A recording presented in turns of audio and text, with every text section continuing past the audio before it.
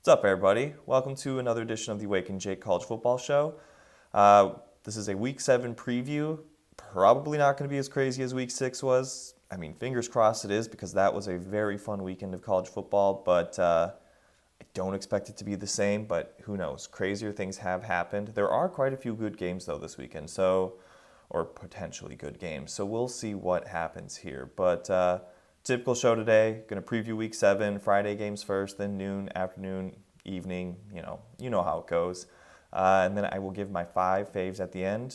But yeah, let's get right into it, and let's get a little high.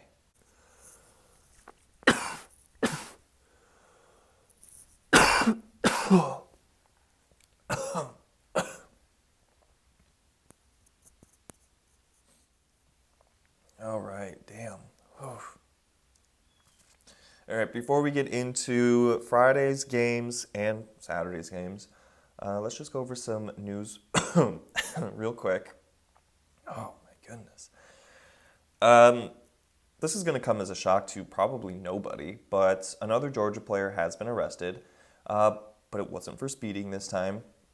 It's actually a lot worse than driving recklessly or speeding. Georgia wide receiver Kobe Young, second Georgia wide receiver to be arrested for this type of situation, was arrested Tuesday on misdemeanor charges of battery and assault on an unborn child. The way, oh my goodness, the way that Young's attorney describes it is, Young had his ex-girlfriend show up. He tried to get her to leave, but there was never any touching or anything that could be considered assault. That's what his attorney says. The way his ex-girlfriend claims it happened is she went over there to talk to him. He got upset, stormed off into his room, locked the door like a child. She tried to call a friend. He then came out and then picked her up, was squeezing very hard on her abdomen, and forcibly removed her from the apartment.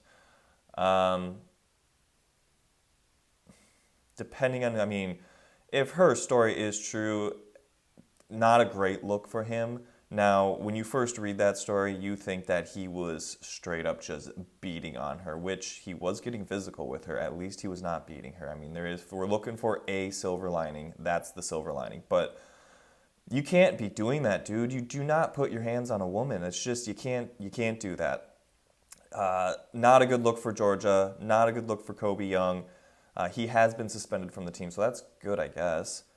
For those keeping track, I believe this is number 8, number 7, number 8 for Georgia players arrested this year. They're almost batting 100 when it comes to, or batting 1,000. I mean, when it comes to a player getting arrested every month, it's just absolutely insane. I feel like nobody's really having this conversation. People keep talking about, oh, when are we going to have this conversation? But when are we actually going to have the conversation of Kirby Smart not having control of his team? It feels like we should have been having this conversation for a while instead of saying how we should have the conversation. But if he's not able to control his team off the field, and it seems to be progressively getting worse, it started off with someone dying because of a drunk driving incident, but to now be beating on women, and when is this going to end? I mean, what's going to happen that he finally wakes up and does something about it? And I know what they do off the field and in their own time, you can't control that. You can't always be there every step of the way, making sure that they don't mess up. They're adults. They can make their own decisions. So it is, I guess, that gray area. But at some point, this is going to start spilling out onto the field, and it's not going to be good for Kirby Smart unless he starts to get a handle on this. They need to figure something out because this has gotten ridiculous. Other bit of news, the NCAA eliminates the National Letter of Intent, the NLI, not to be confused with NIL. I hate that those two acronyms are so close. But basically with NLI going away, once a transfer signs a written offer of athletic aid, other schools are going, so you enter the transfer portal, you're transferring from Ohio State to Minnesota, let's say, or some shit like that. As soon as you sign on with Minnesota, other schools are now prohibited from recruiting communications, which should have already been the case, but whatever. Whatever. Yeah, this will, in theory, I like this, and I think it's good. It's just you do know that some teams are just not going to give a fuck, and they are going to break this rule. So yes, I like that this rule is being put in place that once you sign, you can't be tampered with, essentially. But we all know there's going to be some teams that do it, and someone's going to get caught, and it's going to be a big deal. All right, so that's really all I had for the news for the week. Let's get into Friday's games. Nothing great on Friday. I mean, I'm gonna watch it, obviously, but nothing great, nothing spectacular. You know, one of those that if you don't watch, you're not missing much probably. We got Northwestern at Maryland. Maryland is a 10.5 point home favorite. I just want to throw this out at the top because it's always shocking to me, but it shouldn't be. But Mike Locksley is 15-34 in the Big Ten. That is a terrible record against Big Ten teams. And I guess it makes sense when you look, Maryland's always good at the beginning of the season, and then about halfway through, they start to shit the bed. And when you look at their schedule, well, they're playing non-conference easier opponents in that first half of the season. And then as the season goes on, they start having to play Big Ten teams, and it's never been pretty. But 15-34 is so bad. This is going to come as no surprise to anybody, but Maryland likes to throw the football. Talia's gone, doesn't matter, they still want to throw the football. Northwestern's pass defense has not been good this year. It really hasn't. And, I mean, Maryland's defense themselves are just, they're not that great, but Northwestern's offense has not looked good either, which is no surprise or shock to anybody either that Northwestern has a bad offense, but I think this could be a bad game for Northwestern. I think Northwestern brings teams down to their level more often than not and kind of dirties up the game. But when you don't have a great pass defense, Maryland loves to throw the ball. I mean, you're going up against not a great defense, but your offense has been shit. I just think this spells disaster for Northwestern. Now, granted, Northwestern is coming off of their best offensive showing. Eastern Illinois does not count. I still don't think that they're going to win this game. I expect Maryland to win this game pretty easily. I really don't think this is a game that you're going to be missing much. Utah at Arizona State. Arizona State is 5.5 point underdogs. I think that line has gotten shorter. I think it started at like 6 or 7.5, which makes you think that Cam Rising's probably not playing. Still have not officially heard. I mean, what the hell is going on? It's gotten ridiculous at this point. Cam Rising, the way that they handle his injuries drives me nuts because tore his ACL. All last year we were told essentially game time decision for like every single game, and then he just didn't play and redshirted the whole season. And then this week, for the last couple of weeks, Cam Rising, is he going to play? Is he not? And until I see him actually play, I don't believe he's going to play. Let's just put it that way. I don't believe he plays until I actually see him playing. I think Kyle Whittingham even made reference to shutting him down for the rest of the year, and redshirting is not out of the realm of possibility, which is such bullshit. He had to have done that to mess with people because you can't do that. Cam Rising's 25, 26 years old. He needs to move on already. And don't get me wrong, this is coming from a Cam Rising supporter. I love watching Cam Rising play, but at some point, enough's enough. I think Utah is good enough to win this game without him, but it's going to be close because we've seen it with Utah the last couple seasons. If he plays and is 100%, Utah rolls, and they will roll through this game no problem. But if he doesn't play, we've seen it, like I said, for the last 2 seasons. They are so up and down offensively, so inconsistent, and more often it's struggles than actual success. They can win this game without him. It's just not going to be easy. I kind of like that Arizona State to cover. I don't know about win outright, but I like them to cover almost just because they're such a different team without Cam Rising. It's just insane to me. All right, noon games on Saturday. Alabama and South Carolina. Alabama's a 3 touchdown favorite. They're 21.5 point favorites at home. I mean, we can all agree it would be the funniest thing if South Carolina went to Bama and just beat them. The fans would revolt. I think DeBoer would have to get fired at the season's end because the fans would be so against him because they're already against him because of this loss. Uh, if you ever watch or listen to Paul Feinbaum, you heard an amazing rant from a Bama fan who goes by Legend. I don't think that's his actual name, but that's what he goes by. It was a solid 6-minute rant, and it was fantastic. Um, but I guess when you lose to a team for the first time in 40 years, you kind of have a right to be upset, but at the same time, it's been 40 years. It's time that that other team finally won. So I'm still happy for Vandy, and I think the Bama fan meltdowns have been worth it. It's been so fun to watch. Bama cannot lose this game. If they do, like I said, DeBoer they might just run him out of town. So I hope South Carolina wins. I really do. I think it would be the funniest thing. I just don't see it happening. Now, technically, South Carolina did slow down that Ole Miss offense.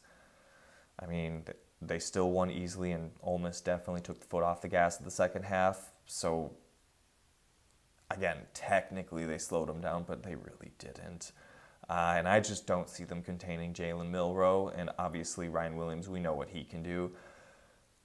Even if they do get pressure on Milroe, he is just too much of a threat on the running around that he's going to get out of it. He's going to make some plays. It's going to be ugly. South Carolina's offense is not good. It's just going to be an ugly, ugly game for South Carolina, and I think Bama wins easily. Clemson at Wake Forest. Wake Forest is a 20.5 point dog at home. I mean, Wake Forest defense is so terrible. They are so bad. Clemson's defense hasn't been like world beaters necessarily, but they're not bad. But Wake Forest defense is so bad. That being said, both offenses have been great this season. And so I think this could be a somewhat high-scoring game. I don't think Wake Forest is going to score a whole lot, but they're going to score a little. But Clemson is going to roll through this game with little to no issues. Cade Klubnik has been having a great season. Wake Forest defense is not going to slow that down. Clemson rolls to an easy win. Washington at Iowa. Iowa is a 2.5 point favorite at home. This Iowa defense is still very good. Don't get me wrong. It's still a very good defense. It's just not quite as scary as it has been in the last couple of years.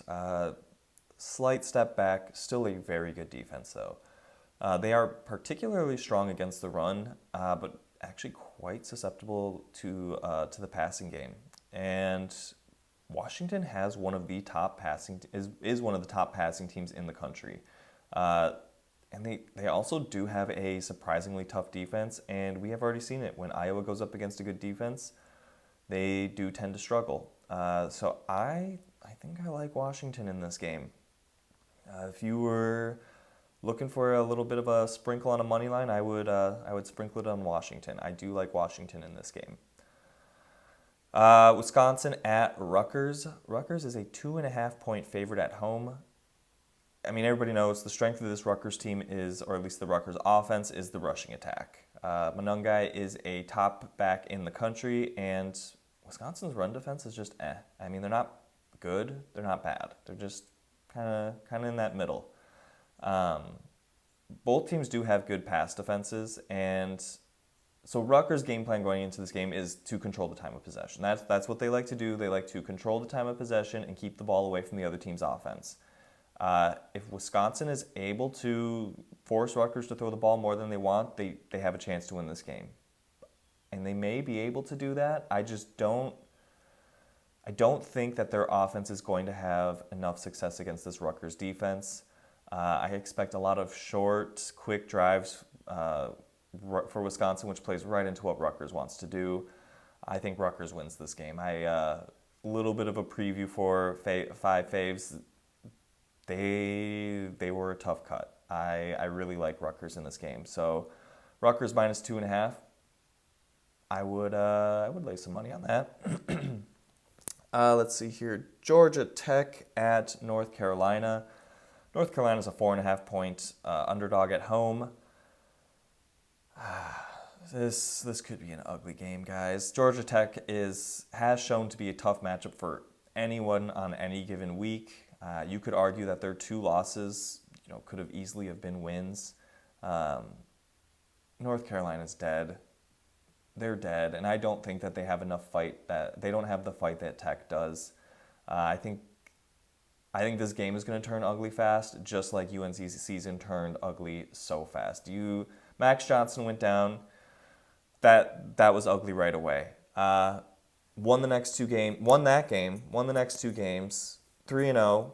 Okay, maybe the season saved, and then just ugly loss after ugly loss, and I don't see that turning around for this game.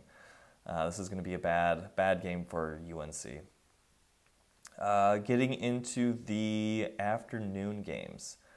Texas at Oklahoma. I think technically this game's being played in Dallas, so neutral site, but Oklahoma is a 14.5 point underdog. And I think I like Texas in this one. Again, we can get into Texas probably a little later, but Oklahoma's offense is one of the worst in the country. Just one of the absolute worst offenses. And now they are without Deion Burks, their best receiver. This is going to be a long day for Oklahoma. It really is. Quinn Ewers is back. He's starting. I mean, they may kind of start off slow, get him back into a groove. But, this game could be close at halftime. Closer than some would probably think, but I think second half, Texas is just going to be too much for Oklahoma. Like I said, one of the worst offenses in the country. I think Texas ends up rolling in this game, and Oklahoma fans are going to be irate. Penn State at USC. I guess I'm so excited. USC is overrated. I can finally hop on that train full speed ahead. I said it before the season, USC is just not built for the Big Ten. Right now, they are 3.5 point underdogs at home to Penn State, and I think that's being generous. We're going to see it again. USC is not built for the Big Ten. Penn State is going to run and throw the ball all over this USC defense. Penn State's defense is way too good. They're going to get after Miller Moss. It's going to be an ugly game. USC fans are going to spiral. This Penn State team, they're damn good. They are. And USC is above average to good. They're just not damn good or great. Preview 4 or 5 faves. I may have a play on this game a little later. Let's see here. Cal at Pitt. Pitt is a 2.5 point home favorite. And I'm going to say this about every Cal and Stanford game the rest of the season. But this is an ACC matchup, and it still is so weird for me, and I'm probably not going to get used to it for a little while. Hopefully Cal and Stanford end up leaving before I have to get used to it, but Cal at Pitt being a conference game is just insane to me. Neither team has a good pass defense. They're some of the worst pass defenses in the country right now. The only difference between these two is Pitt is a top 10 passing team and Cal is not, and that is going to be a disaster for Cal. Eli Holstein, he does not get talked about enough. He has been phenomenal this year, both through the air and on the ground. He's actually their second leading rusher. So, which I guess if you're a team, do you really want your quarterback to be your second leading rusher? Probably not, but he is, and he's been dominating. And I don't think Cal's going to be able to stop their passing attack. Beginning of the week, I was on Cal. I even was thinking of sprinkling a little bit on Cal money line. But as the week has gone on, I'm starting to lean Pitt. I think I'm leaning Pitt. I think Pitt wins this game, and I think Cal struggles to slow down Eli Holstein. Purdue at Illinois. Illinois is a 22.5 point favorite at home. The Big Ten hosts two of the worst teams in the country. Purdue is one of them. And I keep saying it, but I really wish Purdue and UCLA played each other this year because it would just be such an ugly game and it would be phenomenal. Illinois has two legit receivers. Altmaier has been great at quarterback, and the running game has been good enough. Hasn't been great, hasn't been outstanding, but it's been good enough. It hasn't been bad. Illinois wins this game. I mean, no doubt about it. Just Purdue's so bad. And you look around, you look ahead at their schedule, and they have an absolute gauntlet of a schedule. They could fuck around, I guess, and beat Michigan State or Northwestern later this year, but Oregon, Ohio State, Penn State, and then the mini wagon of Indiana. Purdue, I'm so sorry for you. That sucks. I mean, I don't feel bad for you because it's Purdue, but at the same time, that sucks. You guys are done for. It's unfortunate for you guys. Louisville at Virginia. Virginia's a 7.5-point home dog.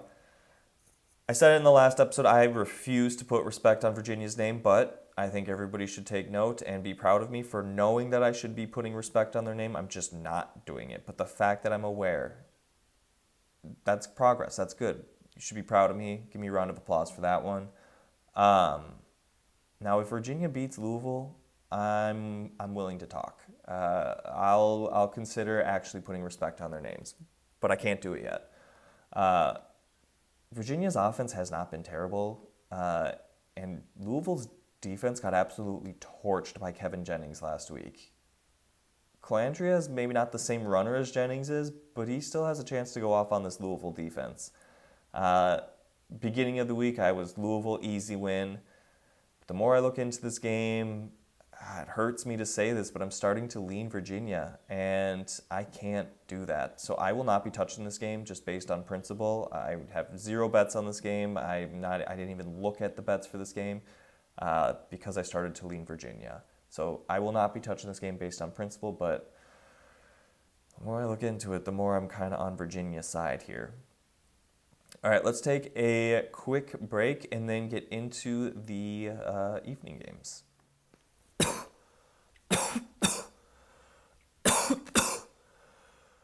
All right. Time to get into the evening games. Holy cow. Oh man. All right. Probably the game I'm most excited for on Saturday, Ohio State at Oregon. Wow, I'm sorry. Fuck, really got me. Oregon State is a 3.5-point underdog at home. Ohio State has not played anybody yet this year. I guess you could argue Iowa was a formidable opponent, per se, but they have not played anybody. Iowa doesn't have an offense, and they've barely struggled this year against a very easy schedule. Yes, I know they struggled in the first half against Iowa last week. Couple stupid turnovers kept that game closer than it should have been. So I guess it was not a great half, but struggling in the first half of the first game of the season, I don't count that against any team. Yes, Ohio State did that this year, but again, so many teams did. That's just what happens first game of the season. I don't think Oregon is the team to beat Ohio State. They may make it tough for a little bit. I just don't see it happening because unlike Ohio State, Oregon did struggle in the first 2 games of the season. Now, they have since turned it around. They look a lot better, which bodes well for them, not for Ohio State. But going into the season, I had Oregon as a top team in the country, but not one of the best teams in the country. Ohio State just has way too much talent. That you could argue the 1 week, offensive line hasn't really been bad either. The biggest weak spot is their quarterback, which I guess he's still pretty good. I mean, there's too much firepower on that offense, and that defensive line is really good. Now, I know Oregon has a great offensive line, but Ohio State has a very good defensive line. And I think that's where this game will be won, is Oregon's offensive line versus Ohio State's defensive line. If they can hold up against that defensive line, then Oregon has a shot. But I do think Ohio State is just going to be too much, and they will overwhelm this Oregon team. And I think that, again, a preview, I think that they win by at least a touchdown. Florida at Tennessee. It's Gator Hater week. Tennessee is a 15.5-point favorite at home. Billy Napier is still the coach, guys. We're halfway through the season. He is still the coach. Tennessee is coming off a terrible performance. They lost that game by 4 or 5 points. They should have lost by 2 touchdowns at least. They were very, very lucky to come away with it being that close and even having a shot to win it at the end. Nico looked terrible. Offensive line looked terrible. Florida kind of has the ability to get after the quarterback. I mean, they got after KJ Jefferson last week. I don't know if that's necessarily a UCF thing or a Florida thing. So we'll kind of see if they can continue that this week. But Florida has one of the worst run defenses in the country. Now, they did all right last week. You know, running backs were still getting like 4 yards carry. Now, they did get after KJ Jefferson a lot, so that does help the stats. But Florida has one of the worst run defenses in the country, and Tennessee has one of the best rushing attacks in the country. I wouldn't be shocked if Tennessee comes out with a run-heavy attack, and if they get a hold of this game early, it's going to be hard for Florida to come back because Tennessee can just get up first, get up first and be up in the first half and coast to a win through the second half. I don't think Florida's going to win this one. At this point, I don't know. They might wait till the end of the season to fire Billy Napier or wait till there's like a couple games left. They might just kind of keep him around because I don't know if that he actually gets fired if they lose this game because honestly, this is a game that they're expected to lose. Now, if he wins this game, he might save his job. We've already seen a couple coaches kind of save their job this year. Sam Pittman did it last week against Tennessee. Who knows? Maybe Florida does it this week for Billy Napier against Tennessee, but I just don't see that happening. Ole Miss at LSU, 3.5-point underdogs. The fact that LSU is only a 3.5-point underdog, but they are at home and it is at night. I think you look at hitting that LSU plus 3.5. Ole Miss coming into this game, it's going to be a lot for them. Both these teams are great at throwing the ball. Garrett Nussmeier, Jackson Dart, just throwing the ball all over everybody. Both teams also have top pass rushes, so both teams are very good at getting after the quarterback. The only difference is LSU has only allowed 2 sacks this season. All season long, 2 sacks, whereas Ole Miss is allowing nearly 2 sacks a game. This is a scary situation for Ole Miss. LSU at night against a team that can get after the quarterback when you've struggled to protect your quarterback. I think LSU could just win this one straight up. LSU plus 3.5. Definitely look into that one. Vandy at Kentucky. Kentucky is 13.5-point favorites at home, which surprises me a little bit. And not because I'm running off the high of Vandy beating Bama last week. It just feels like Vandy, even before that game, had proven to be a harder beat than normal. And I'm just a little shocked by this line, to be honest. Diego Pavia and Jerry Kill are the best things to happen to Vandy since James Franklin. But this game does make me a little nervous for Vandy, where I guess the line confuses me because I just feel like Vandy is a better team. But if they're going off of vibes, then I agree with the line because you see this all the time. Teams get a huge win, and then the next game, they always have that hangover. Bama literally just did it last week against Vandy. So Vandy can win this game. They are a good enough team to beat Kentucky, but having that big game hangover does make me a little nervous. But Vandy is a good enough team to at least cover that, but that hangover makes me nervous. Iowa State at West Virginia. West Virginia is a 3.5-point home dog. Let's see. Iowa State, their offense actually has not been bad, which I sound surprised, and I kind of am. They kind of stepped it up in the second half against Iowa. They scored on Baylor a lot last week. This Iowa State offense is really not that bad. West Virginia's offense, though, is very good. They have struggled once this year, and that was against Penn State, but Penn State does have a good defense. But Iowa State also has a very good defense. So this could be rough for West Virginia. Defensively, West Virginia is just terrible, and Iowa State's not good enough to score against a bad defense. They definitely are. Baylor has a decent defense, and they scored a lot against Baylor. West Virginia, they kind of struggled to move the ball against good defenses. We saw it against Penn State. This game might be similar to that West Virginia Penn State game, where it's low scoring for West Virginia and Iowa State scores enough to win this game easily, and that this game could be over by halftime. I just think that this matchup does not bode well for West Virginia.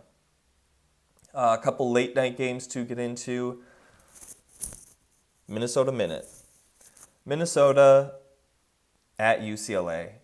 UCLA is a 3.5-point dog. Now I'm pretty sure this opened up at 5.5, so it's moving in UCLA's favor, which is shocking. Makes me wonder if maybe Ethan Garbers is going to play then, but I feel like he shouldn't move the line 2 points. So I don't know why that moved so much, but UCLA has the 94th ranked defense in yards allowed and the 127th ranked offense in yards per game. They are allowing 30 points per game and they only score 14. I hate to get my hopes up too high because as a Minnesota fan, you're always a little gun shy to do that. But Minnesota's winning this game, and it's not going to be close. UCLA, they have not announced who their starter is. They have not. It makes me think that Ethan Garbers is the starter just based on the line, but like I said, he's not good enough to move the line 2 points. I don't think it matters, though. Neither QB has looked good this year. Again, Garbers has, I guess, looked better-ish. I don't know. I just don't see a way that Minnesota doesn't just run it all over UCLA, and Max Brosmer is going to probably complete like 75% of his passes, and Minnesota's going to win this game by like 2 touchdowns. This is a game that halftime hits, and PJ Fleck just coasts to a win. I think that's kind of how his game plan is going to be. Watch for Brosmer to not throw the ball much in the second half. Kansas State at Colorado. Colorado is a 3.5-point dog at home. Kansas State might win this game, and I know they're favored to win this game, but I think they could win by quite a bit. The three-headed rushing attack that Kansas State has is a lot for a lot of teams, but it's going to be a lot for Colorado because they do not have a good run defense. Kansas State's plan in this game is going to be to control the clock and keep that Colorado offense on the sidelines, and they do have the ability to do that. But to do that, you need to know which Avery Johnson are you getting. Are you getting the BYU Avery Johnson or the Oklahoma State and Arizona Avery Johnson? Because if you get the BYU Avery, you're done for. You might as well chalk this up as a loss. You guys are going to lose this game real quick. But if you get Oklahoma State or Arizona Avery Johnson, you are going to win this game by a couple touchdowns, more than likely.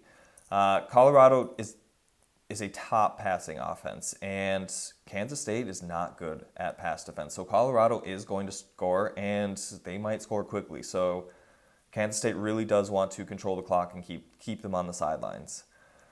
All right, time for my 5 faves. Guys, I promise we're turning it around. 2-3 that's not bad, but it's not great. But positive attitude, winning mindset, I've got some winners this week. Clemson minus 20.5 at minus 110. Wake Forest has just a terrible defense, and Clemson has been rolling on offense. They'll score. Wake Forest will score a little bit, but not enough to keep it close. Clemson rolls to an easy win. Bama team total over 35.5 minus 102. There's no way that Bama doesn't come out with a little bit of fire after losing to Vandy last week, and nobody's really stopped Bama's offense. Sure, Georgia kind of did it for a half. Vandy didn't really, if you think about it, they didn't really stop Bama's offense that much. I'm sure they had the pick 6, but other than that, Bama scored a lot. I just don't see South Carolina slowing down Bama this week. Texas minus 14.5, minus 105. I mean, Oklahoma, I said it, they have one of the worst offenses in the league. They do have a good defense, and Quinn Ewers is coming back after being out for a couple weeks. They may want to start the game a little slow, get him into a groove, get him comfortable. I just don't think Oklahoma can stick with Texas for a full game. And I think Texas pulls away late or in the second half and wins by 3 or more touchdowns, honestly. Ohio State, -3.5 at -104. Like I said earlier, this game is won or lost with Oregon's offensive line versus Ohio State's defensive line. If Oregon State's offensive line can hold up, then sure, they have a chance. But that defensive line is just too talented, and I think Ohio State wins by at least a touchdown.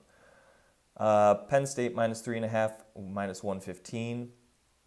I said it, USC is overrated. They're not built for the Big Ten. Penn State is. They got a great defense, a great offense. It's going to be too much for USC. Penn State wins by at least a touchdown. A couple honorable mentions. I got Minnesota -3.5 at -115. Like I said, UCLA is just one of the worst teams in the country. Minnesota hasn't necessarily been great, but they're significantly better than UCLA. I do know that. Minnesota probably rolls to at least a 2-score win at least. Georgia Tech -4.5 at -105. UNC's dead. They're a dead team, and Georgia Tech has so much fight in them. They've fought hard against every single team that they've played, and I don't think UNC has any fight left. I think Georgia Tech pulls off at least a touchdown win in this one. And then I got LSU +3.5 at -114. I almost put LSU money line here. I think LSU could win this game. I think this is going to be a tough game for Ole Miss and Jackson Dart, and it could get ugly. It could get very ugly for them. They're playing at LSU at night. It's going to be rowdy. And then my Power 4 moneyline parlay, I got Georgia Tech, Minnesota, Kansas State, Texas at +365. And then my buddy who's been kicking my ass, here, just absolutely insane. All right, so here are his picks. He's got Arizona State +184, which if Cam Rising's not playing, that's not a bad bet. Pitt -154. I think Pitt wins easily, so I like that one. Minnesota -178. Again, I think Minnesota rolls to a win easily. I would even recommend parlaying those two because I think those are easy wins there. And then he's got Ole Miss -162. Now this comes with a little controversy because when I get to his parlay, you'll see. But Ole Miss -162. I'll be honest, of his 4 bets, this is the one I like the least because as I just previously stated, I am on LSU to potentially win that game.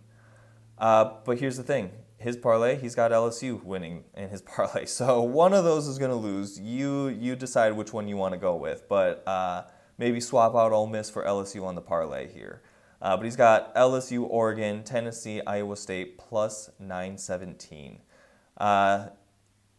There's a lot of good games this weekend, guys. I'm excited. I can't wait to watch them. I hope it's a good one. And thank you all for joining me. I'm excited for this weekend. It's going to be a good weekend of college football. And even if it's not, it's still college football, so it's still great. But I'm excited. I hope you win all your bets. Talk to you guys on Sunday.